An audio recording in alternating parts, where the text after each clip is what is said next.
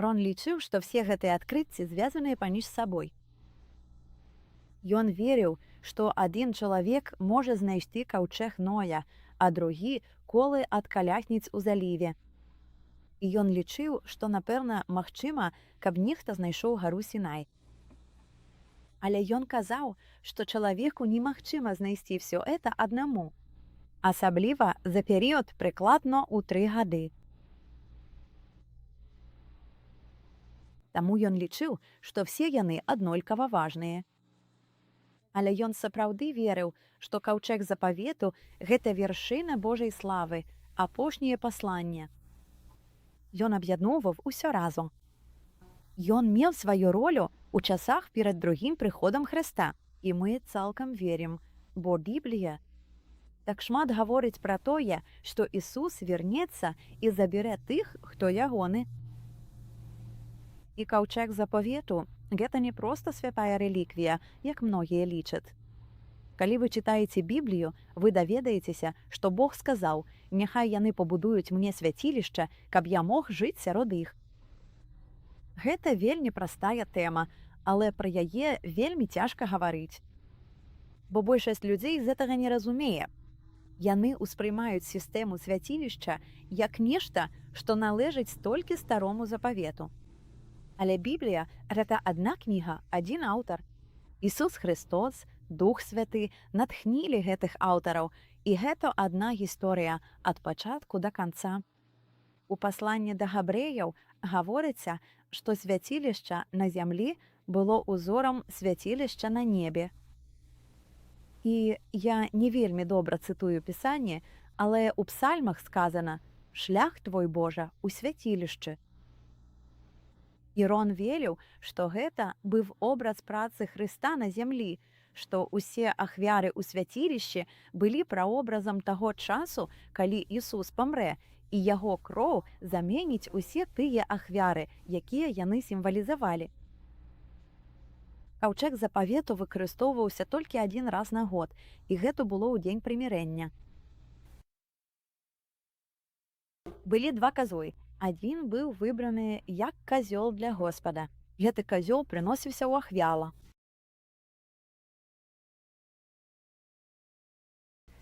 Яго кроў акраплялі на каўчэг. І потым гэтая кроў пераносіла ўсе грахі. На галаву першасвятара пераносіліся грахі людзей, якія былі перанесены ў свяцілішча, а потым гэтыя грахі ускладаліся на галаву казла адпушчэння, і гэтага казла выводзілі прэч.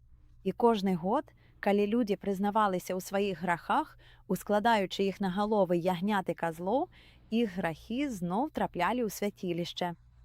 Гэта адбывалася з году ў год, і потым гэтыя грахі выдаляліся, але гэта сімвалізавала пэўны час.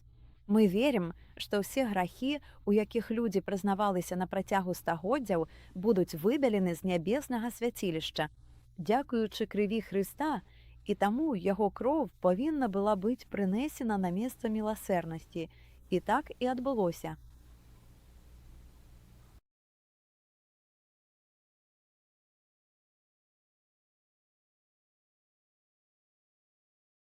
У 1989 годзе ён быў у Ерусаліме, і ўсё пачало ісці не так. Ён спрабоўваў працаваць у сістэме пячор. Ён спрабаваў знайсці ўвход, праз які мог бы вынесці ўсе артэфакты. І тут раптам з'явіўся нехта зусім нечакана. Ён не адчуваў сябе камфортна, працуючы на вачах у іх. Вентылятор, які змоў паветра туды ўніз, зламацца. Усё ішло не так, і ён адчуваў сябе вельмі прыгнечаным. І ў тыя часы, у 89-м, мы не часта тэлефанавалі з Тэнесі ў Ізраіль ці з Ізраіля ў Тэнесі. І аднойчы ноччу ён патэлефанаваў мне, і я адразу зразумеў, што ён вельмі засмучавы. І ён сказаў: «Мне здаецца, я ўсё сапсаваў, разумееш? Я маю на ўвазе». Я не ведаю. Мусіць, я нешта зрабіў не так, бо Бог, ведаеш, гэтым разам мне не дапамог. І вось тады, здаецца, на наступны дзень у яго ў садзе быў госць. І калі ён вярнуўся дадому з той паездкі, ён быў ужо іншым чалавекам. Я не хочу распавядаць гэтую гісторыю. Думаю, толькі Рон можа яе распавесці. Мы праводзілі сустрэчу, і якраз быў час пытанняў і адказаў. І нехта пытаецца: «А вы, калі займаецеся гэтымі археалагічнымі справамі, начуеце ў намёце?» І я сказаў: «Брын, я ветэран карэйскай вайны. Я ўжо начаваў столькі, колькі мне хапіла на ўсё жыццё. Я спыняюся ў таным гатэлі. А потым, ведаеце, вяртаюся і працягваю працу». Хтосьці яшчэ пытаецца: «Ну, а калі вы?» І я ім назваў гэтае месца.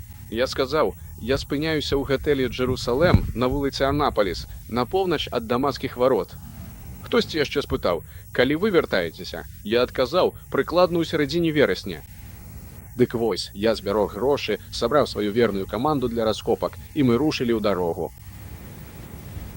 Калі я прыбыў у гатэль Єрусалем, на ганку сядзеў адзін медзік. Ён сказаў: «Рон, я тут, каб дапамагчы табе». Ну, хай Бог яго благаславіць, ён не пытаўся ў мяне дазволу, нічога не казаў. Проста з'явіўся ніадкуль. Ну, гэта робіць мяне не вельмі схільным даверыць яму камбінацыю ад сейфа, калі вы разумееце, пра што я. Дык вось, у любым выпадку. Я быў перакананы, што адна з маіх дурных памылак была ўжо лішняй, і Бог больш не зможа мяне выкарыстаць. Таму ён і паслаў гэтага чалавека, каб я не мог працаваць над каўчэгам запавету. І яму давялося перажыць тое ж, што і я, каб зразумець, якім разбуральным ударам гэта было. Ведаеце, я ведаю, што я не варты. Я падумаў: «Добра, я ведаю, што ты ўсё сапсаваў і цяпер поза гульнёй». Я прамовіў маленькую малітву. Я сказаў: «Господі, прабач мяне. Калі я магу чымсьці дапамагчы таму, каго ты абярэш, каб скончыць справу, проста дай мне ведаць, і я зраблю ўсё, што змагу». Ну, я не мог працаваць над каўчэгам запавету, пакуль той хлопец быў побач, таму мы добраахвотна ўзяліся прыбіраць садовую грабніцу. У яе задняй частцы за 100 гадоў назбіралася смецця і ўсяго іншага, што проста выкідвалі туды гадамі. Мы вывезлі адтуль каля 20 вялікіх грузавікоў смецця. А ў той верасень было горача, невыносна горача. І калі я крыху схуднеў, каб атрымаць паветра, вентылятар зашамацеў і зламаўся. Ну, у дадатак да ўсіх маіх пакут, гэта было ўжо амаль занадта. Вы ведаеце, вы памятаеце гісторыю пра Ёну і яго гарлянку. Я мог бы тады зразумець яго пачуцці. У любым выпадку, я сказаў усім астатнім: «Глядзіце, проста знайдзіце собе дзе-небудзь цень і паешце абед». І паспрабую паправіць вентылятар. Дык я проста сел. Хто-небудзь з вас быў там, каля садовай магілы? Добра. Ты ведаеш, дзе за вуглом знаходзіцца маленькая капліца? Я сядзеў проста плашмя на зямлі перад гэтай капліцай. І ведаеце, ёсць прыступкі, якія вядуць на тратуар і выходзяць на галоўны тратуар. Кароче кажучы, я сядзеў там і працаваў з гэтым вентылятарам. Нават не патурбаваўся адключыць яго ад сеткі.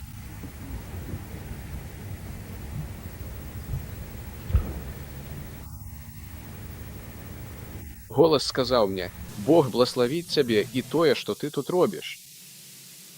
Я падняў галаву, і гэтая істота стаяла на пляцоўцы уверсе тых прыступак. Выглядаў дакладна так, як я уяўляў сабе Хрыста.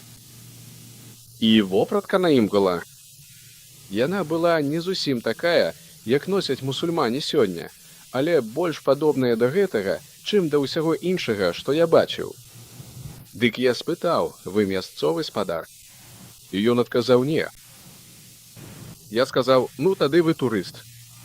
І ён зноў сказаў: «Не». Я падумаў, ну, відаць, ён не хоча са мной размаўляць. Я не ведаў, што яшчэ сказаць. І тут ён сказаў: «Я на шляху з паўднёвай Афрыкі ў Новы Єрусалім». Ну, гэта, вядома, адразу адсекла шмат магчымасцяў. Адразу стала зразумела, што ён нябесная істота. Я проста сядзеў і маўчаў. А ён глядзеў на мяне, проста працягваў глядзець. Ён сказаў: «Бог добраславіць цябе».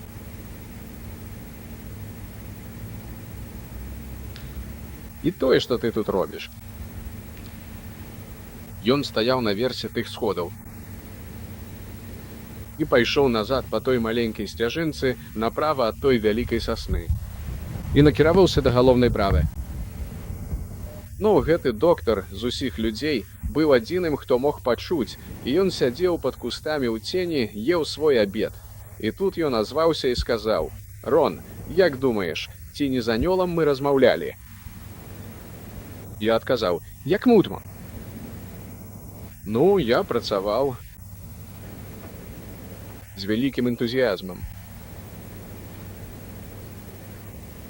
Увесь астатні дзень, калі мы выйшлі з саду грабніцы, я спытаў у жанчын, што былі там: «Што вы падумалі пра таго высокага мужчыны ў старадаўнім яўрэйскім адзенні?»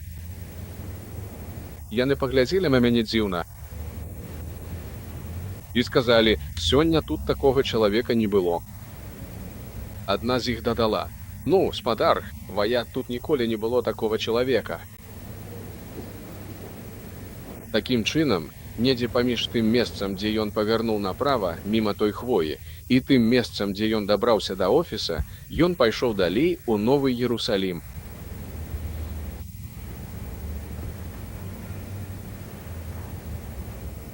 Цяпер людзі, тое, што сам Христос сышоў, каб падбадзёрыць мяне наконт раскопак каўчэга запавету, кажа мне, што гэта вельмі важна для Бога. Такім чынам, ён верыў, калі ўпершыню знайшоў яго, ён верыў, што каўчэг і ўсе прадметы, якія ён знайшоў у гэтай камеры, выйдуць вонкі. А потым я жыла, калі выйшла за яго замуж у 1988 годзе. І я ведаю, што ён верыў, што павінен знайсці шлях у тую камеру, каб змог вынесці гэтыя прадметы. Але аднойчы ён прыйшоў дадому, і ўсё змянілася. Ён больш пра гэта не гаварыў.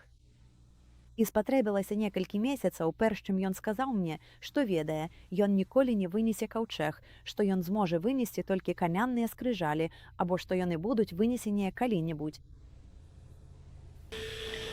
Ёсць 4 анёлы, якія нясуць адказнасць за ахову каўчэга запавету. Добра, у 4-й раз, калі я ўвайшоў у тую камеру, всё было прыбрана.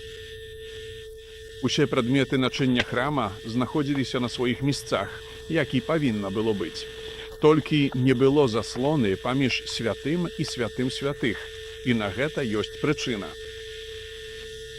Але ў любым выпадку, калі я ўвайшоў, у камеры стаялі 4 анёлы, і яны выглядалі зусім як звычайныя людзі на вуліцы. Калі я іх убачыў, я быў даволі ашаломлены і хацеў спытаць, як вы сюды трапілі, ці нешта ў гэтым духу. Але я зразумеў, што не магу ні рухацца, ні гаварыць, нічаго падобнага. Тады адзін з іх загадаў мне усталяваць відэакамеру і накіраваць яе на каўчэг запавету. Яны падышлі, кожны ўзяў за куток вечка міласэрнасці, паднялі яго і сказалі: «Дастань скрыжалі з каўчэга запавету. Бог хоча, каб усе гэта ўбачылі». Таму я падышоў і дастаў іх. Я не мог рухацца, пакуль ён не сказаў мне зрабіць гэтыя рэчы. Пасля яны зноў накрылі каўчэг вечкам або вечкам міласэрнасці. Я стаяў там са скрыжалямі ў руках. Я не ведаў, што з імі набіць. Анёл падышоў, узяў іх і паставіў на паліцу. У баку, у камеры, там. За каўчэгам запавету уся сцяна — гэта самы прыгожы крышталь, які я калі-небудзь бачыў. Я нават не мог сабе гэтага ўявіць. Колеры вясёлкі пераліваюцца ва ўсе бакі. За ім гэта ашаламляльна. І я ведаю, што Бог, мне сказалі, што гэта там будзе. І які канкрэтна закон людзі яшчэ не гатовыя пачуць. Людзі працуюць над рэлігійным законам, які прымусіць цябе і мяне парушыць 10 Божых запаведзяў. Калі гэты закон прымуць, тады каменныя табліцы будуць выстаўлены на ўсеагульны агляд. і людзям паведаміць, што Бог патрабуе ад нас выконваць гэтыя 10 запаведзяў, праўда? І вось тады гэта і пакажуць. Потым я пайшоў у свой хатэль. Я паглядзеў відэавізір, пракруціў відэа, каб пераканацца, што ўсё зняў. І тут мяне праняло. Дзе ж я гэта буду захоўваць? Ведаеце, дзе я магу гэта пакінуць, каб яно захавалася? Дык я ўзяў гэта і вярнуўся ў камеру, нешта прамармытаў. Я хацеў сказаць, я не ведаю, дзе магу гэта бяспечна схаваць. Анёл узяў гэта і паклаў на каменныя табліцы. Так што я не маю доступу да гэтага відэа, пакуль яны не будуць гатовыя. Кожны раз, калі я тут, я прыходжу і правяраю. Людзі, ці змагу я гэта зрабіць? Я вельмі падазраю, што гэтыя законы, напэўна, ўжо сфармуляваны. Так, у вас ёсць доступ да гэтай тэрыторыі зараз, не праходзячы праз месца раскопак? Мне не трэба праходзіць праз уход, той самы уход, куды я трапіў у 1982 годзе. І першапачаткова ў пакоі быў вельмі абмежаваны прасвет да столі, таму там было шмат смецця, якое Выдалены. правільна. Калі я ўпершыню яго знайшоў, я не ведаю. Я б нават у камеру не зайшоў. Ты чуў пра таго маленькага араба, які мне дапамагаў? Мае Усе пра гэта чуе. Калі не, падніміце руку. Трымай тваю руку. Добра. Гэты малады чалавек, я даволі моцнага целаскладу. Ведаеце, тут ёсць людзі больш буйныя. Але у некоторых з гэтых пакояў былі невялікія ўваходы, і таму я рабіў адтуліну, дастаткова вялікую, каб ён мог у яе залезці. Ён запаўзаў, я падаваў яму ліхтар, і ён свяціў ім па кутах на падлогу і столь. Я зазіраў галавой унутр і вырашаў, ці хачу я зрабіць адтуліну дастаткова вялікую, каб самому пралезці. І вось у гэтым выпадку мы зрабілі адтуліну дастатачна вялікую, каб ён мог увайсці. Дарэчы, гэта была адзіная зала, у якой над уваходам звісаў сталактыт. Я не ведаю, ці мае это нейкае значэнне, ці не. Але гэта праўда, я яго адламаў і цяпер маю. Але ў любым выпадку, калі ён запоўз туды, я ўжо пачаў падаваць яму ліхтарык. І тут ён выскачыў адтуль, зусім перапалоханы.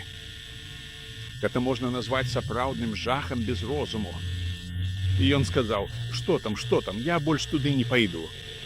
Я спытаў, дык што ты ўбачыў? А ён адказаў, я нічога не ўбачыў, але я больш туды не пайду. Ён і раней бываў у больш цесных месцах і ўсё такое. Так што гэта мне падказала. Калі гэта не тая самая камера, то гэта дакладна той напрамак. Я зрабіў адтуліну большай, запоўз унутр, і там усё было завалена камянямі амаль да самай столі, прыкладна за 18 цаляў да шурпатай столі, падобнай да гэтай. Я пачаў прыглядацца паміж камянямі, у шчыліны і расколіны, і ўбачыў 3 месцы, дзе адбівалася золата, і яны былі на адным узроўні. Яны ўсе 3 былі на аднолькавай адлегласці ад таго месца, дзе я знаходзіўся. Я пачаў адкладваць гэтыя камяні ў бок. У выніку некаторыя з іх апынуліся ў мяне за плячыма, і я трымаў іх, каб яны не сыпаліся. Аказалася, што гэта быў стол шэлдрэда. Такім чынам, я выявіў, што яны паклалі туды мэблю, накрылі яе жывёльнымі скурамі, затым насыпалі паліва з драўніны, а пасля ўсё гэта засыпалі камянямі амаль да прыкладна за 18 цаляў да столля. У першы ж дзень, калі я яго сустрэў, ён гаварыў пра каўчэг запавету і гаварыў пра яго да самай смерці. Я ведаю, што ён думаў пра гэта кожны дзень свайго жыцця. Аднойчы я прачнуўся, а ён сядзеў у ложку і глядзеў на мяне. І ён спытаў, ты памятаеш, што табе толькі што прыснілася? Я адказаў не. Было ранняе раніцы, і ён сказаў, табе сніўся сон, і ты размаўляў. І вось, што ён мне сказаў. Ён сказаў, ты карыстаўся сваім відэаголасам. Ён паджартуваў з мяне за таго, што ў мяне такі моцны паўднёвы акцэнт, што калі здымаў відэо, я стараўся не так моцна гаварыць з паўднёвым акцэнтам. І тады ён прамовіў у адказ. Ты сказаў, вось гэта самы першы анёл, а вось гэта ўжо другі анёл. І ён сказаў, ты нешта яшчэ мармытаў, але ты быў у пячоры і здымаў на відэа каўчэг запавету. а я нічога не памятаў. Але, відаць, ён сеў. Яшчэ як мінімум гадзіну сядзеў і глядзеў на мяне, спадзеючыся, што я прачнуся, каб ён мог мяне спытаць. Увесь ягоны свет круціўся вакол гэтага. І як такое магчыма? Ну, гэта таму, што яго нічога не цікавіла, акрамя працы, да якой, як ён верыў, Бог яго паклікаў. Ён не глядзеў тэлевізар, акрамя мультфільмаў. Ён глядзеў мультфільмы, бо казаў, што яны не вкладалі нічога ў яго камп'ютар, як ён любіў гэта называць. Рон ніколі не мог прад'явіць ніякіх доказаў існавання каўчэга запавету нікому. Так, ён спрабаваў. Ён сапраўды спрабаваў. Але што ён казаў людзям, што ён паўтараў на сваіх сустрэчах, што ён казаў кожнаму, з кім размаўляў, гэта ён казаў: Бог даў нам дастаткова доказаў, каб паказаць вам, што гэта каўчэг Ноя, што гэта месца пераходу праз Чырвонае море, і дзе гэта адбылося, што гэта гара Сінай, што гэта Садом і Гамора, і што гэта сапраўдныя шарыкі серы, якія сыпаліся на горад. Але ўсё ж я не магу вам гэта паказаць і прашу толькі паслухаць тое, што я скажу, а потым назіраць і чакаць. Таму яго не крыўдзіла, калі людзі яму не верылі. Ён казаў: чалавек з сумненным сэрцем. Чалавек, які ў гэта не верыць, казаў ён, я не маю да іх прэтэнзій, бо яны нічога не бачылі. Але я прасіў іх устрымацца ад ацэнак да таго часу, пакі яны не змогуць убачыць нейкія доказы. У Спрінг-Хіле, дзе мы жывём, ёсць турэцкі рэстаран, і я даведаўся, што гэты рэстаран закрываецца. Таму мы пайшлі ў апошні дзень, і я ўжо паспеў пазнаёміцца з гэтымі людзьмі. І тая дзяўчынка, якая нас абслугоўвала, яна ўжо была студэнткай апошняга курса, была там і кажа: «О, гэта вы». Яна падышла, абняла мяне. Я не бачыў яе некалькі гадоў. У яе ўжо з'явілася дзіця і муж. Яна паказвае свайму мужу і кажа: «Вось тая жанчына, про якую я табе расказвала». Яна была замужам за Ронам Уваятам. І гэты мужчына пачаў дрыжаць. І ў яго на вачах з'явіліся слёзы. Яна сказала: «Гэта мой муж. Ён з Расіі, і ён всё ведае пра Рона Уаята». Яна кажа: «Цяпер я разумею, што ты мне хацела сказаць шмат гадоў таму, бо яна была з Эрзурума. Яна сказала, што нарадзілася ў Эрзуруме, які знаходзіцца ўсяго ў некалькіх гадзінах ад Дубая, побач з каўчэгам Ноя. Але яна занадта маладая. Яна нічога не ведала. Яна з'ехала, калі была яшчэ маладой. Гэта хлопец быў з Расіі». І мужчына, ён сказаў, чалавек з крыжовага паходу за Хрыста прыязджаў у Расію і расказваў ім пра Рона Уаята і яго адкрыцці. І ён сказаў, што гэта змяніла яго жыццё. І цяпер ён быў хрысціянінам. Ён прыехаў з Злучаныя Штаты і ажаніўся з гэтай дзяўчынай. А цяпер яна хрысціянка, і ўсё дзякуючы Рону Уаяту. І яна мяне пазнала. Яшчэ да таго, як яна сустрэла свайго мужа. І гэта такія гісторыі. У Роне не было ні кроплі пыслівасці. Ніводнага. У яго не было ніякага эгаізму ці чагосьці падобнага. Ён быў бы рады пачуць пра такія рэчы, но, ведаеце, пра здабыццё душ, хто б гэта не рабіў. Ён казаў, што адзіная прычына, чаму ягонае імя павінна было быць згадана, гэта таму, што толькі так людзі маглі зразумець, што гэта зрабіў Бог, а не чалавек. І вось калі-небудзь, калі Гасподзь вернецца, Рон атрымае магчымасць даведацца пра ўсё гэта. І я ведаю, што ён будзе рады. Але сумняваюся, што ў той момант ён будзе думаць пра нешта іншае, акрамя таго, как быць са сваім Господам і збаўцам.